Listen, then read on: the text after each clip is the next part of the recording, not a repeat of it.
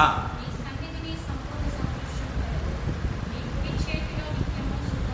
Right. ఇక్కడ చక్కని మాటలు దేవుని లేఖనంలో మనము చూడగలుగుతున్నాం కదా. ఈ వాక్యము చాలా ప్రాముఖ్యతని మనకు బోధిస్తుంది. కూడి వచ్చిన మనందరికీ నెమ్మది దయచేస్తుంది. ఇక్కడ జీవ మార్గము, మనందరం కూడా ఇది ఏ మార్గం? ఇది జీవ మార్గము. నీవు నాకు తెలియచేసేదవు. దేవుని దగ్గరికి వస్తే, దేవుని సహవాసానికి వస్తే, దేవుని సన్నిధికి వస్తే ఏ మార్గం తెలుస్తుంది? శరీర మార్గము కాదు. ఏ మార్గం ఇది? జీవ మార్గము, జీవించే మార్గము. జీవించే మార్గం అంటే ఏమిటంటే, ఉదాహరణకి ఒక వ్యక్తి హాస్పిటల్లో ఉన్నాడు. నువ్వు చనిపోతావని చెప్తే ఆయనకి సంతోషం ఉంటుందా, బాధ ఉంటుందా? బాధ ఉంటుంది. ఇప్పుడు దేవుని వాక్యం చెప్తుంది నువ్వు జీవిస్తావా అని చెప్తున్నాడు. దాన్నే జీవ మార్గము. నువ్వు చనిపోతావని చెప్పట్లేదు. వాక్యం మనకి హెచ్చరిక చేస్తుంది, నీవు జీవిస్తావా అని చెప్తుంది. జీవ మార్గమును నీవు నాకు తెలియచేసేదవు అంటాడు. ఎవరిది మనకు తెలియజేసేది? యేసుక్రీస్తు వారు. దేవుడు మనకి జీవ మార్గాన్ని తెలియజేస్తాడు. నేనే మార్గము, నేనే సత్యము, నేనే జీవం అని చెప్తున్నాడు. అయితే ఇక్కడ ఏమంటున్నాడు తర్వాత? నీ సన్నిధిని సంపూర్ణ సంతోషము కలదు. ఎక్కడ? బయట కాదు, లోకములు కాదు. నా ప్రాణమా తినుము త్రాగుము సుఖించుము కాదు. అక్కడ దేవుని సహవాసంలో, దేవుని సన్నిధిలో ఏముందంటే సంపూర్ణ సంతోషము. పిల్లరా, సంతోషము వేరు, సంపూర్ణ సంతోషము వేరు. ఈ విషయాన్ని దేవుడు మనకి హెచ్చరిక చేస్తున్నాడు. అంత మాత్రం కాదు, నీ కుడి చేతిలో నిత్యము సుఖములు కలవంటాడు కదా. కొంతమంది తమ జీవిత కాలంలో సుఖం అనేది ఎరగరు. కారణం ఏంటంటే వారి యొక్క గర్వం యొక్క అంతిమ స్థితి అది కదా. బైబిల్ గ్రంథం చెప్తుంది, పడిపోవటకు ముందు గర్వము నడుస్తుందని చెప్తున్నాడు. ఈ గర్విష్ఠులకి ఏం దొరకదు? సంతోషము దొరకదు, సుఖము దొరకదు. కానీ దేవుని సహవాసములో, దేవుని సన్నిధిలో లోకంలో ఎంతమంది గర్విష్ఠులు ఉన్నారు కదండి. లోక పాప శాపాన్ని మోసుకున్నటువంటి వారుగా ఉన్నారు. వారు కావాలని లోకాన్ని ప్రేమించేవారుగా ఉంటున్నారు. తిరిగి కొన్ని రిఫరెన్స్లు మనము త్వరగా చూడండి. ఎస్, కీర్తన 21:4. త్వరగా కీర్తన 21:4.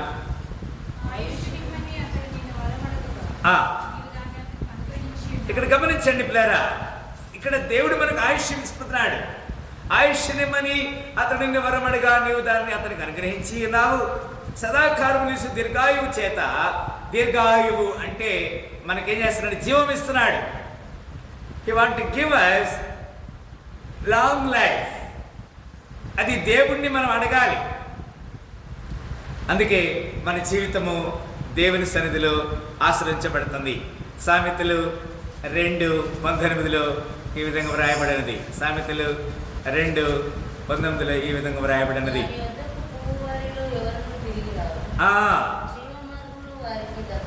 దాని యొద్దకు పోవారు ఎవరు తిరిగి రారు. జీవ మార్గములు ఇక్కడ కూడా చెప్తున్నాడు. Again he want to repeat the same. జీవ మార్గములు వారికి దక్కవు, నా మాటలు వినిన ఎడల అంటాడు కదండి. దేవుని మాటలు, ఈ ఉదయకాల సమయంలో దేవుని మాటలు వింటే మనకు జీవ మార్గము దొరుకుతుంది. అంత మాత్రమే కాదు, 4:18 అక్కడే 4వ అధ్యాయము 18 వచ్చిన విధంగా వ్రాయబడినది. త్వరగా తీయాలి. పట్టపగలగు వరకు వేకువ వెలుగు తెల్ల తేజరిల్లినట్లు నీతిమంతుల మార్గం అంతకంతకు తేజరిల్లుతుంది. హల్లెలూయా. అబ్బా, ఎంత చక్కని మార్గం అండి ఇది. దేవుని సన్నిధికి వచ్చినప్పుడు మనకి తన యొక్క శక్తి తేజరిల్లుతుంది. నీతిమంతుల మార్గము తేజరిల్లుతుంది అని చెప్తున్నాడు. 5వ అధ్యాయము 6వ వచనంలో. అది జీవ మార్గమును ఏమాత్రం విచారింపదు. దానికి తెలియకుండానే దాని పాదములు ఇటు అటు తిరుగును. లోకము ఇదంతా కూడా మీరు అది జార స్త్రీ గురించి చెప్తుంది, అవధేయనటువంటి స్త్రీ గురించి చెప్తుంది. ఏది? 4వ అధ్యాయము 5వ అధ్యాయము. ఈ 2 అధ్యాయులు మీరు డీప్గా వెళ్ళినట్లయితే ఆ విషయాలు అక్కడ రాయబడి ఉన్నాయి. Those people are speaking against the word, against God. దేవునికి వ్యతిరేకంగా మాట్లాడేవారు. Those people are speaking for the world. లోకం గురించి మాట్లాడేవారు. లేకపోతే జానస్త్రీ గురించి ఈ మాట రాయబడినది పిల్లరా. సామెతలు 12:28, 12వ అధ్యాయము 28 త్వరగా తీయాలి.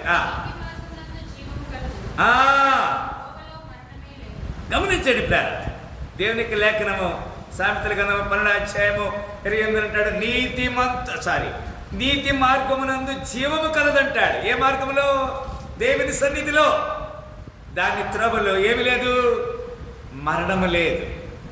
లేదా దేవుని సన్నిధిలో మనం చూసాము, హానోకు దేవునితో నడిచాడు. మోషే ఆయనకు దేహం ఎక్కడుంది ఇప్పటికీ మనకు తెలియదు. వారు ఇరువురు యేసుక్రీస్తు వారి రూపాంతర కొండ మీద మనము వాళ్ళని చూసాం కదండి. యేసుక్రీస్తు వారిని ఏలియా కూడా మరి అగ్నిరథముల ద్వారా ఎత్తుకొని పడ్డాడు. ఆయన శరీరం భూమిలో దాచిపెట్టబడలేదు. హీ కుడ్ నాట్ డై అట, ఆయన చనిపోలేదు కదండి.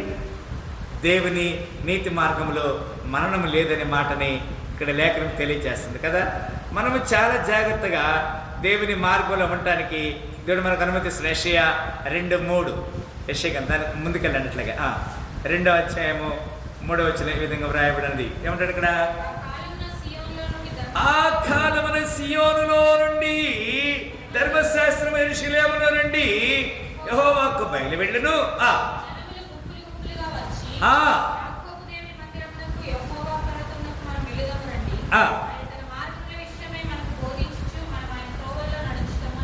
అది చూసారా గమనించండి కదా. మనం హిందీ పాట కూడా మనం అది నేర్చుకున్నాం. सेनाओं का यहोवा हमारा संग संग है, याकूब का परमेश्वर हमारा विचागण है. చాలు, నేను ఎందుకు మాట చెప్పినట్టే యాకోబు దేవుడు అంటున్నాడు ఇక్కడ కదండి. ఏమన్నా ఇక్కడ? యాకోబు దేవుని మందిరమునకు వెళ్ళుదామని. When you come to the house of the lord, దేవుని యొక్క మందిరానికి మనం వచ్చినప్పుడు అక్కడ ఏమి లేదు. అక్కడ ఆయన త్రోవలలో ఏమి లేదు, చెడుతనము లేదు పిల్లరా. మన దేవుని సన్నిధికి వెళ్ళడానికి మనం సిద్ధపడాలి. ఎప్పుడు లేటుగా కాదు. We should hurry up, wake up early. ముందుగానే లేచి we should get ready and go and attend the house of the Lord and attend the worship. దేవుని సన్నిధిని మనము అనుభవించాలని లేఖనం తెలియజేస్తుంది. మత్తయి సువార్త 7:13, మత్తయి సువార్త 7వ అధ్యాయము 13-14 వచ్చిన విధంగా వ్రాయబడినది. 7వ అధ్యాయము అది ఇరుకు దూరమున ప్రవేశించుడి, నాశనమునకు పో దూరము వెడల్పును, ఆ దారి విశాలమైనది, దాని ద్వారా ప్రవేశించేవారు అనేకులు, జీవమునకు పోవు ద్వారము ఇరుకును, ఆ దారి సంకుచితమైనది, దాని కొనుగోలు ఎంతమంది? కొందరు, very few. The life way should be found by a few people, not more. More people will enter into the hell. లోకంలో వెళ్తూ ఉంటారు, నాశనానికి పోయే మార్గంలోకి వెళ్తూ ఉంటారు వాళ్ళు. రోమిలికి రాసిన పత్రిక 8:11, రోమిలికి రాసిన పత్రిక 8వ అధ్యాయము 11వ వచనం.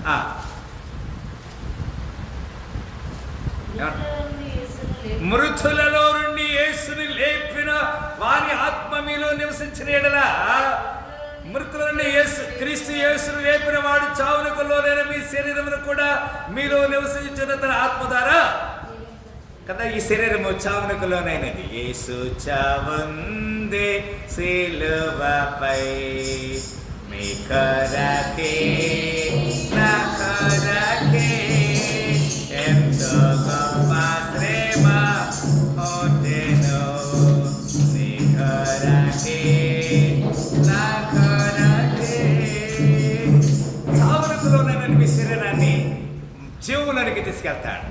1వ పేతురు చూడండి, 1వ అధ్యాయం 1వ పేతురు 1వ అధ్యాయము 20-21 వచ్చిన మనం చూస్తున్నప్పుడు ఏమన్నా అక్కడ? జగత్ పైన జగత్ పునాది వేయబడకమని నియమింపబడిన కానీ తన మృతులో నుండి లేపి తనకు మహిమనిచ్చిన దేవుని ఎడల తన ద్వారా విశ్వాసులైన మీ నిమిత్తము కడవరి కాలమందు ఆయన ప్రత్యక్షపరచబడిన ఉంచబడి ఉన్నది. అది మీరు క్షయబీజము నుండి కాక శాశ్వతమగు జీవము గల అక్షయ బీజం నుండి మనము, అంటే మనకి మరణం మీద అధికారం లేదు. There is no death shadow. మరణం యొక్క ఛాయ మన మీద నుంచి తొలగిపోయింది. He want to give us the life, that is the eternal life. నిత్య జీవం ఇవ్వడానికి ఆయన సిద్ధంగా ఉన్నాడు. కీర్తనలు 17:15 ఈ విధంగా రాయబడినది. కీర్తన గ్రంథం 17:15 వచ్చిన విధంగా రాయబడినది.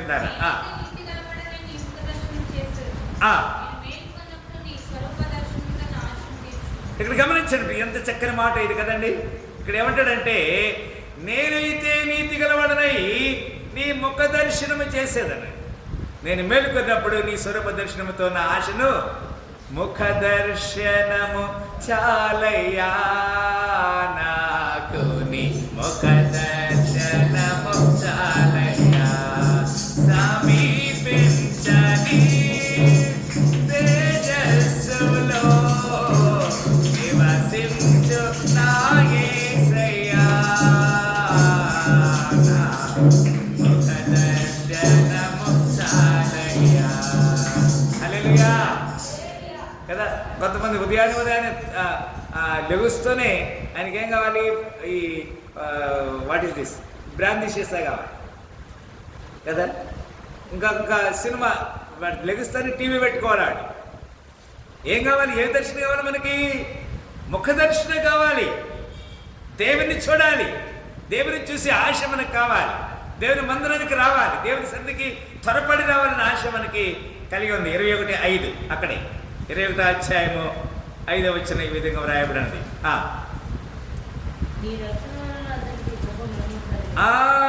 నీ రక్షణ వలన అతనికి గొప్ప మహిమ కలిగెను, గౌరవ ప్రభావములను నీవు అతనికి. He want to give honour and majesty కదండి. His glory is great in thy salvation, honour and majesty has thou laid upon him. మహిమ ప్రభావములతో అతనికి కిరీటము ధరింప చేస్తున్నామని చెప్తున్నాడు ప్రేరా. అంత మాత్రమే కాదు ప్రేరా. అక్కడే 26వ వచనం కూడా చదమ్మా. ఏమన్నా అక్కడ 6వ వచనం, నిత్యము ఆశీర్వాదకారకుడుగా ఉన్నట్లు నీవు అతన్ని నియమించినావు, నీ సన్నిధిని సంతోషముతో అతన్ని ఉల్లసింపచేస్తావు కదా. దేవుని సన్నిధికి వస్తే ఇక్కడికి వచ్చి మన ఇంటి దగ్గర విషయాలు ఆలస్యం చేయబాకండి, ఇంటి దగ్గర విషయాలు మనసులోకి తీసుకురాబాకండి. అర్థమవుతుంది కదా. ఇక్కడికి వచ్చామంటే కథ సంతోషంగా ఉండాలి. ఎల్లప్పుడూ దేవుని సన్నిధిని మనము అలాంటి సమృద్ధి అనేటువంటి సంతోషం కలిగి ఉండాలి. ఇంటికాడ పాతవి గతవి అన్ని జ్ఞాపకం చేసుకోవద్దు. Everything will be clear. దేవుని దగ్గర మనకి అలాంటి సమృద్ధి సమాధానం ఇవ్వబోతున్నాడని మనం జ్ఞాపకం చేసుకుందాం. ఇలా మన తిరిగి మత్తయి సువార్త 5:8 ఈ మాట వ్రాయబడినది. మత్తయి సువార్త 5వ అధ్యాయము 8 ఈ విధంగా వ్రాయబడినది. ఏమన్నాడు అక్కడ? హృదయ శుద్ధి గల వారు ధన్యులు, వారు దేవుని చూస్తారు. మనము దేవుని చూడాలంటే మనకి ఏముండాలి? హృదయము శుద్ధి ఉండాలి. ఒక మాట మళ్ళీ చెప్తున్నాను, ఎవరి మీద పగ ద్వేషము కక్ష పెట్టుకోవద్దు. ఆమె చెప్పండి హల్లెలూయా. ఒకవేళ ఎవరి మీద ఉన్నా కానీ దాన్ని ఏం చేయాలి? విడిచిపెట్టేయాలి. అప్పుడే దేవుని సన్నిధికి సంతోషం కలది. నీ సన్నిధానములో సంపూర్ణ సంతోషం, ఆరాధించుటకే అవకాశం. నీ సన్నిధానములో సంపూర్ణ నిన్నారాధించుకొని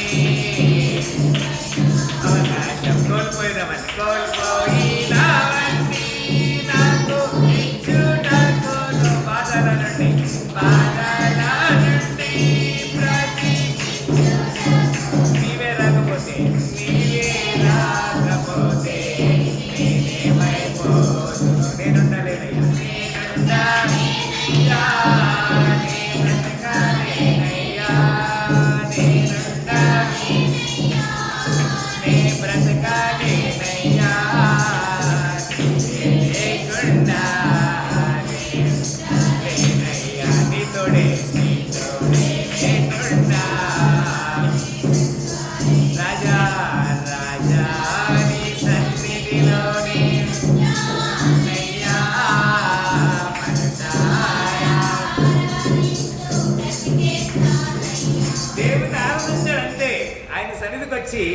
మళ్ళీ ఏమేమో జ్ఞాపకం చేసుకోవద్దు. Everything will be removed.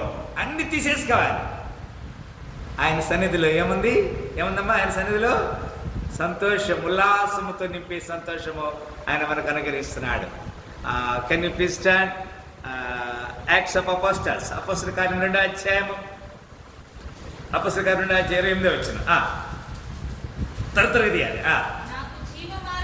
నాకు జీవ మార్గమును తెలిపితివి, నీ దర్శనము అనుగ్రహించి నన్ను ఉల్లాసముతో. అబ్బా, ఎంత చక్కని మాట అండి ఇది. దేవుని సరే ఉల్లాసం ఉంటుంది. బాధపడద్దు, తిరుగుపడద్దు, ఇబ్బంది పడద్దు. ఒకవేళ నీ ముందు బైబిల్ చెప్తుంది 10,000 మంది దండెత్తి వచ్చిన అపాయం నీ దగ్గరికి రాదు, ఏ తెగులు నీ గుడారము సమీపించదు. బా, ఎంత చక్కని మాట్లాడారా. జీవ మార్గంలో నాకు తెలిపితివి, నీ దర్శనం అంటే దేవుని సన్నిధికి వచ్చినప్పుడు నన్ను ఏం చేస్తున్నావు? నువ్వు ఉల్లాసంతో నన్ను నువ్వు నింపుతున్నావు అంటాడు. 1 కొరింథీ 13:12, 1 కొరింథీ 13వ అధ్యాయము 12వ వచనం. 13-12. అద్దములో చూచినట్టు సూచనగా చూచున్నాను, అప్పుడు ముఖాముఖిగా చూద్దాము. ఇప్పుడైతే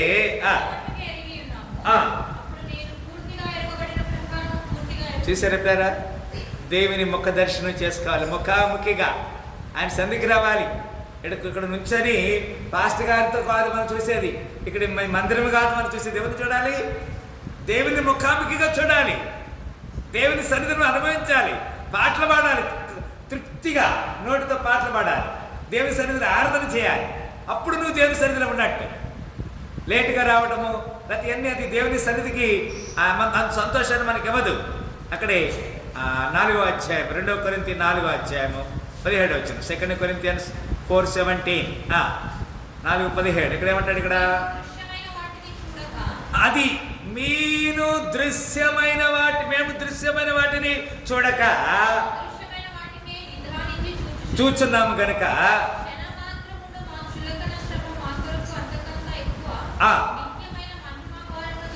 అది నిత్యమైన మహిమ భారమును కలుగ చేస్తున్నది.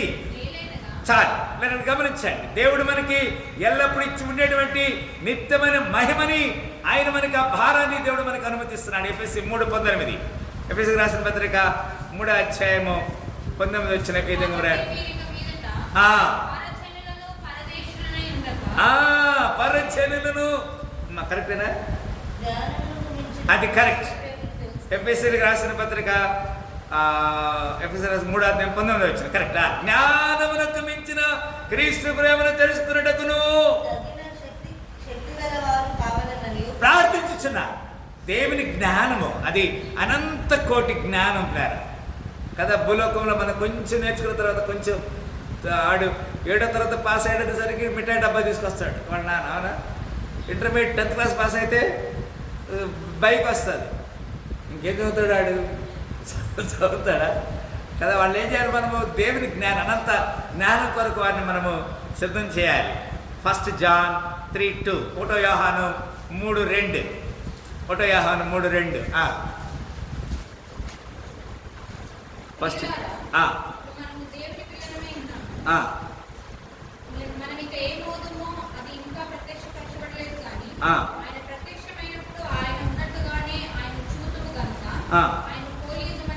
ఇక్కడ గమనించండి ప్రియులారా, ఇప్పుడు మనము దేవుని పిల్లలమై ఉన్నాము. మనం ఇంకా ఏమవుతుందో అది ఇంకా ప్రత్యక్షపరచబడలేదు. ఏమవుతాం కదండి? ఏమవుదునో నేనేమవుదునో, ఏమవుదునో నేనేమవుదునో, ఎవరు సమీపించలేని తేజస్సులో నివసించు నా యేసయ్యా. ఆమె చెప్పండి. దేవుని సన్నిధికి ఎటు వెళ్తాం కదా. జయించిన వారితో కలసి నీ సింహాసనము నే చేరగా, ఎవరికి తెలియని విరుదు నిత్య మహిమలో నన్ను పిలచి ఆ శుభవేళ ఏమవుదుమో నేనేమవుదునో. యేసుక్రీస్తు పిలుస్తాడు, అమ్మా మీరు ఇక్కడికి రండి నిత్య మహిమలోనికి. ఇప్పుడు మనము దేవుని పిల్లలమై ఉన్నాం. మనం ఇక ఏమవుతుమో అది ఇంకా ప్రత్యక్షపరచబడా లేదు. కానీ ఆయన ప్రత్యక్షమైనప్పుడు ఆయన ఉంటున్నట్టుగానే ఆయన చూతుము కనుక ఆయన పోలి ఉందామని we must transform like him. ఆయన వల్ల మనము మార్పు చెందుతా, రెప్పపాటున ఒక్క క్షణంలో మార్పు చెందే భాగ్యాన్ని దేవుడు మనకి అనుమతించాడు. జూడా 1:24-25 యోధా పత్రిక దానికి ముందే ఉంటుంది. ముందు 1వ అధ్యాయము 24-25 చదవండి. తొట్టిల్లకుండా మిమ్మల్ని కాపాడుటకును అది we have to stand before him blameless, నిర్దోషముగా అతని ఆనందముతో నిలబెట్టుటకు శక్తి గల మన దేవుడైన రక్షకుడైన అద్వితీయ దేవునికి మన ప్రభువు యేసుక్రీస్తు ద్వారా మహిమయు మహాత్మ్యమును ఆధిపత్యమును అధికారమును యుగ యుగములకు పూర్వం ఇప్పుడు సర్వయుగములు కలిగి ఉన్న ఆమె చెప్పండి. ఇక్కడ చక్రం మాట ఇంగ్లీష్లో చెప్తాడు. ఇక్కడ ఏమిటంటే saviour God's our saviour, salvation, glory, majesty, dominion, power, these are all he want to give us all these powers.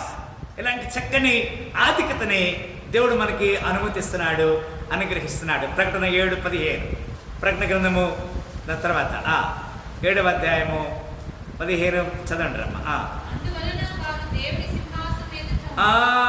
ఎక్కడ నుంచున్నారు వీళ్ళు? అందువలన వారు దేవుని సింహాసనం ఎదుట ఉండి అది రాత్రింబవళ్ళు ఆయన ఆరాధనలో సేవించడం అంటే కదా అంత గొప్ప భాగ్యము పిల్లారా. స్త్రీల సమాసాన్ని పాల్గొనాలి, ఉపవాస కొడుకులు పాల్గొనాలి, అమావాస్య కొడుకులు పాల్గొనాలి. రాత్రింబవళ్ళు ఆయన ఆలయములో ఆయనను సేవించుచున్నారు.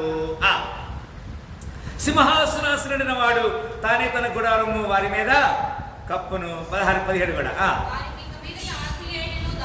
చూసారు పిల్లలు. ఏముండదు దేవుని సన్నిధిలో వారికి ఇక మీదట ఆకలి అయినను దాహమైన ఉండదు, సూర్యుని ఎండైనను ఏ వడ గాలి అయిన వారికి తగలదు. 17 వచ్చిన సింహాసన మధ్యమందుండు గొర్రె పిల్లవారికి కాపరి అయి జీవజనముల మొగ్గ యొద్దకు వారిని నడిపించును. ఆమె చెప్పండి పిల్లలు, ఆమె చెప్పండి. హల్లెలూయా. దేవుడు వారి ప్రతి బాష్ప బిందువులను తుడిచివేస్తాడు. జీవజలముల మొగ్గ యొద్దకు ఆయన మనల్ని నడిపిస్తాడనే మాటని ఇక్కడ లేఖనంలో మనం చూడగలుగుతున్నాం. 22:5 వచనం, 22వ అధ్యాయము 5వ వచనం. ప్రకటన 22:5 రాత్రి ఇక ఎన్నడను ఉండదు, దీపకాంతి అయినను సూర్యకాంతి అయినను వారికి అక్కర్లేదు. దేవుడైన ప్రభువే వారి మీద ప్రకాశించును, వారు యుగ యుగములు రాజ్యము చేస్తారా. దేవునితో కూడా నువ్వు యుగ యుగములు రాజ్యం చేయడానికి God want to give you the ability. దేవుడు మనకు ఆ సామర్థ్యాన్ని ఇస్తున్నాడు.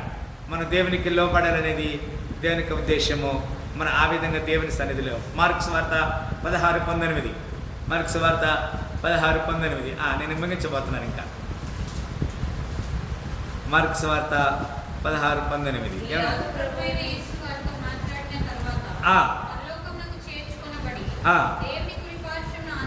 చూసారా. ఈలాగు ప్రభువు యేసు వారితో మాట్లాడిన తరువాత పరలోకమునకు చేర్చబడి దేవుని కుడి పార్శ్వమున ఆసీనుడు. పిల్లరా, ఆయన దేవుని కుడి పార్శ్వమున కూర్చున్నాడు కాబట్టి నిన్ను నన్ను కూడా ఆయనతో పాటుగా కుడి పార్శ్వమున కూర్చోబెట్టుకోవడానికి దేవుడు మనకి అధికారం ఇస్తున్నాడు. అపొస్తలుల కార్యములు 7:56 అపొస్తలుల కార్యముల గ్రంథము 7వ అధ్యాయము 56 వచ్చిన ఈ విధంగా వ్రాయబడినది. పౌలు గురించి స్టెఫెన్ గురించి చెప్తాడు కదా. ఆకాశము తెరవబడుటయు గమనించండి తేడా. ఆయన రాళ్లతో కొట్టి చంపుతున్నప్పుడు స్టెఫెన్ని రాళ్లతో కొట్టి చంపుతున్నప్పుడు అన్నాడు కదా, ఆకాశం తెరవబడితే నేను చూస్తున్నాను, మనిషి కుమారుడు దేవుని కుడి పార్శ్వమున కూర్చుంటే నేను చూస్తున్నాను. మనందరం కూడా దేవుని సన్నిధిలో నిత్యము సుఖములు కలవని చెప్తున్నాడు. అంత మాత్రమే కాదు, 1 Peter 3:22 1 పేతురు 3:22 1 Peter 3:22.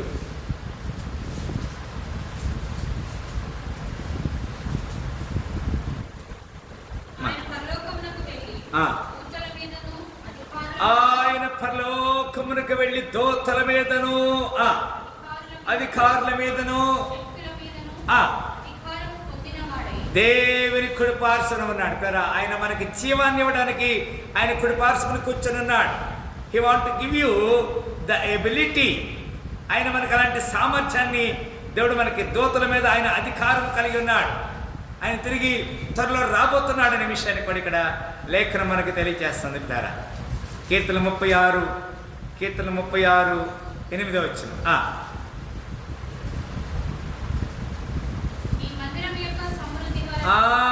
నీ 36:8 చక్రమాట చెప్తాడు. నీ మందిరం యొక్క సమృద్ధి వలన గమనించండి ప్రేర. ఇక్కడ ఏం చెప్తున్నాడంటే దేవుడు మనకి సంతృప్తినిస్తున్నాడు కదండి. దేవుని మందిరం యొక్క సమృద్ధి ఎంతో ఉన్నది ప్రేర. చదమ్మా. నీ ఆనంద ప్రవాహం అనేది నీ వారికి త్రాగించుచున్నావు. దేవుని సన్నిధిలో మనకి ఇలాంటి చక్కని సన్నిధి సహవాసము ఉన్నది. నీ యొద్ద ఏముంది? జీవపు ఊట కలదు. నీ వెలుగును పొంది మేము వెలుగు చూచుచున్నామంటున్నాడు. అంత మాత్రం కాదు. ఇంకా మత్తయి సువార్తలోకి రండి. మత్తయి సువార్త 25:33. మత్తయి సువార్త 25:33. ఇది జడ్జిమెంట్. 25వ అధ్యాయము 36వ వచనం చెప్తాను. కుడి 20 చదమ్మా.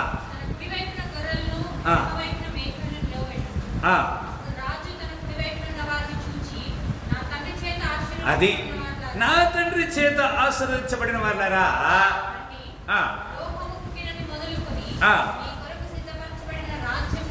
చూసారు పేరా? తన కుడి వైపున గొర్రెలను చూసి ఎడవైపున మేకలు ఉన్నాయి. తన సన్నిధిలో కుడివైపున వారిని చూసి రండి, లోకము పుట్టినది మొదలుకొని మీ కొరకు సిద్ధపరచబడిన రాజ్యము స్వంతరించుకుందామంటాడు. God want to give you the eternal kingdom. ఆయన నిత్య రాజ్యాన్ని ఆయన ఇవ్వడానికి ఆయన సిద్ధంగా ఉన్నాడు ప్రేరా. ఆయన సన్నిధిలో అలాంటి సంపూర్ణ సంతోషం. అక్కడ 46 కూడా చదవమ్మా. 46 verse 46 ఏమన్నాడు అక్కడ?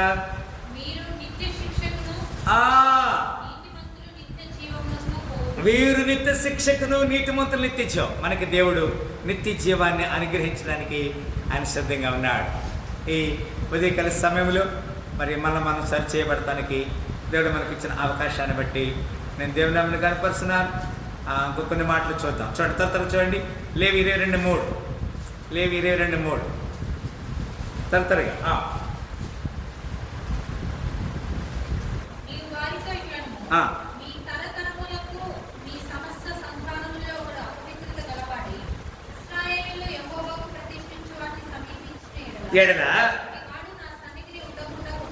కొట్టివేయబడును.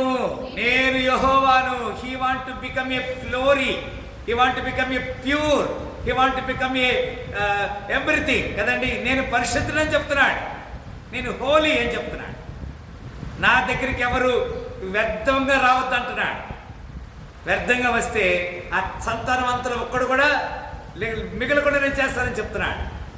మనం చాలా జాగ్రత్తగా దేవుని సన్నిధికి రావాలని లేఖనం ద్వారా దేవుడు మనకు హెచ్చరిక చేస్తున్నాడు. అక్కడే సంఖ్యాకాండం 6:20 దాని తర్వాత సంఖ్యాకాండం 6:20 వచ్చిన విధంగా రాయబడినది. తర్వాత యాజకుడు యెహోవా సన్నిధిని అల్లాడింపబడి అర్పణముగా వాటిని అల్లాడింపవలెను. బోరతోను ప్రశిష్టమైన జబ్బతోను అది యాజకునికి ప్రతిష్టమగును. తర్వాత ఆ నాజీరు ద్రాక్ష రసము త్రాగి. నాజీరు వ్రతం చేయబడాలి. దేవునికి ఒక నిబంధన చేసుకోవాలి. మనుషులతో కాదు, దేవునితోనే మనం నిబంధన చేసుకోవాలి. 1వ దినవృత్తాంతాల గ్రంథము 16:27. 1వ దినవృత్తాంతాల గ్రంథము 16:27. 1 Chronicles 16:27.